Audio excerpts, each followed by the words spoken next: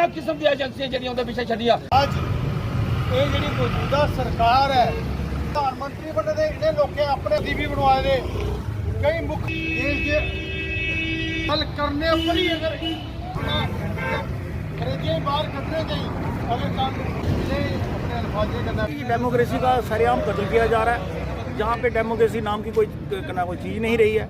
और ये जो बीजेपी वाले हैं, ये ऐसी हुकूमत तो अंग्रेज़ों के टाइम भी नहीं चला रहे थे अंग्रेज कि किसी को बोलने की आज़ादी नहीं है। कोई अगर कोई किसी को कहता है कि ये चोर है बंदा, तो चोर को पकड़ने की बजाय जो कहता है कि जो ये बंदे चोर हैं उसी को अंदर कर दिया जा रहा है। मैं समझता हूँ कि ये डेमोक्रेसी का बिल्कुल कत्ल है और सरेआम जो है वो आम पब्लिक को जो बेवकूफ़ बनाया जा रहा है। प्रधानमंत्री के ऊपर जो है जहाँ तक बात है कि ये बीजेपी वालों की जो ये कल्चर रहा है, उन्होंने मनमोहन सिंह जी के बारे में क्या क्या कहा, इन्होंने हमारी जो यूपीए की चेयरपर्सन थी सोनिया गांधी जी के बारे में क्या क्या कहा, उनको कांग्रेस की विधवा कहा गया, उनको बार डांसर कहा गया।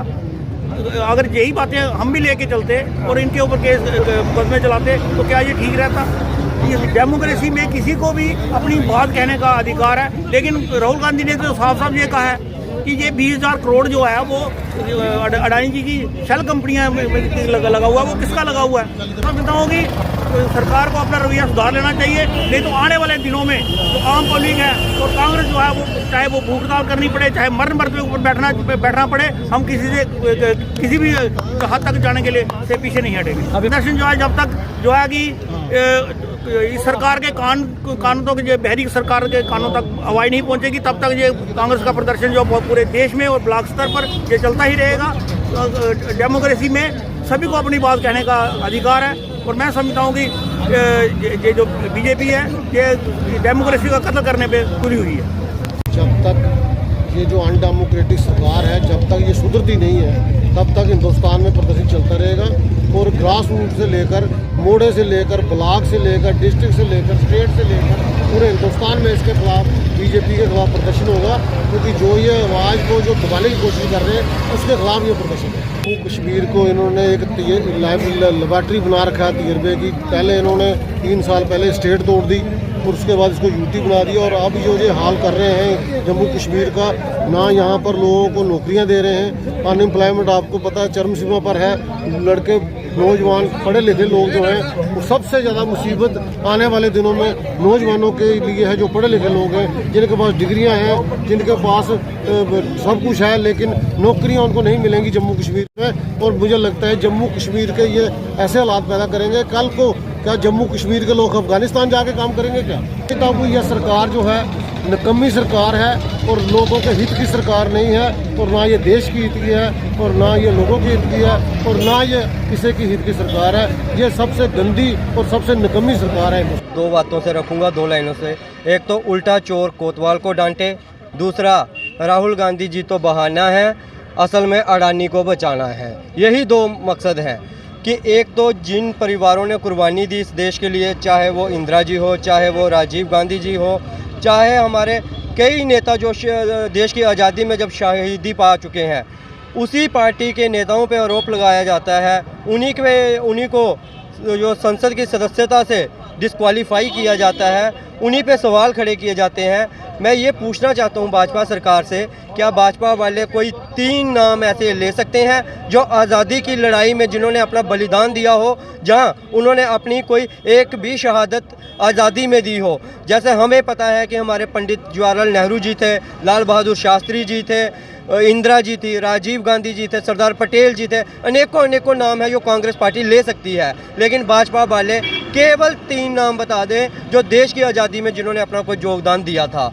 दूसरी ओर संसद में आपने देखा कि ये जो आज का प्रोटेस्ट था ये यही था कि संसद में किस प्रकार जो डेमोक्रेसी की हत्या की गई। आज हमने जो मुंह पे जो पट्टियां रखी थी इसी को लेकर रखी थी कि जिस प्रकार संसद में हमारी जो डेमोक्रेसी है उसको शर्मसार किया गया। एक सांसद को, एक माननीय सांसद और राहुल गांधी जी को, जो कांग्रेस पार्टी के अध्यक्ष भी रह चुके हैं, उनको उनकी सदस्यता से निरस्त कर दिया गया। और मात्र बात क्या थी कि वो अडानी जी पे सवाल पूछे जा रहे थे संसद में, और रोज एक ही सवाल था कि अडानी जी ने जो जनता का पैसा का घपला किया है उस पे ये अडानी जी के जो घपला है उस पर सरकार जवाब दे। सरकार ने काफ़ी प्रयास किया अडानी जी को बचाने का, लेकिन जब कोई भी प्रयास सफल ना हुआ तो अंत में उन्होंने डेमोक्रेसी की हत्या करने से भी अपने आप को पीछे नहीं रखा। संसद में राहुल गांधी जी की सदस्यता ली गई, उन्हें 2 साल की सज़ा सुनाई गई और मात्र केवल इस बात पे कि उन्होंने सच्चाई रखी, उन्होंने चोरों को चोर बोला, इसी बात पे उनको सज़ा दे दी गई। उन्होंने ये बोला कि ललित मोदी भागे, नीरव मोदी भागे, मेहुल चोकसी भागे, जो भागते हैं पैसे लेके देश की जनता के, उनके साथ मोदी ही क्यों लगता है। उन्होंने ये नहीं कहा कि सारे मोदी चोर हैं, उन्होंने कहा जो पैसे लेके भागते हैं उनके पीछे मोदी क्यों लगता है। इन बातों में अंतर है और भाजपा आज अपनी जो इन्होंने शर्मनाक घटना की है उसको बचने के लिए ओबीसी समाज का सहारा ले रही है और ओबीसी समाज को कह रही है कि ओबीसी समाज को गाली दी गई थी। ओबीसी समाज को कोई गाली नहीं दी गई थी। हमारी कांग्रेस पार्टी ने हमेशा चाहे वो शेड्यूल कास्ट हो, चाहे ओबीसी हो, चाहे कोई भी वर्ग हो, उसको मजबूत करने की कोशिश की है। देश की आज़ादी से लेके हमारे लोगों ने इन्हें SC/ST कानून दिया, आरक्षण दिया। मेरे को ये बताओ, कमज़ोर करने की कोशिश अगर की तो वो भाजपा ने की। आपने देखा पिछले दिनों SC/ST कानून को कमज़ोर किया गया। क्या ये मजबूती दे रहे थे? वो मजबूती हमारी कांग्रेस पार्टी ने दी थी। असल बात यही है कि देश के युवाओं की आवाज़ ना उठाई जाए, महंगाई पे बात ना की जाए और ना ही अडानी से कोई प्रश्न पूछा जाए, और जो हमारी देश की जनता को लूट के जा रहा है उसको हम लुटेरा ना बोलें। यही बात थी। और मैं मीडिया के माध्यम से ये कहना चाहता हूँ तमाम को, बीजेपी के लोगों को और एडमिनिस्ट्रेशन को, कि ये मत सोचो कि राहुल गांधी जी की आवाज़ को दबा के आप हमारे देश की आवाज़ को दबा लेंगे।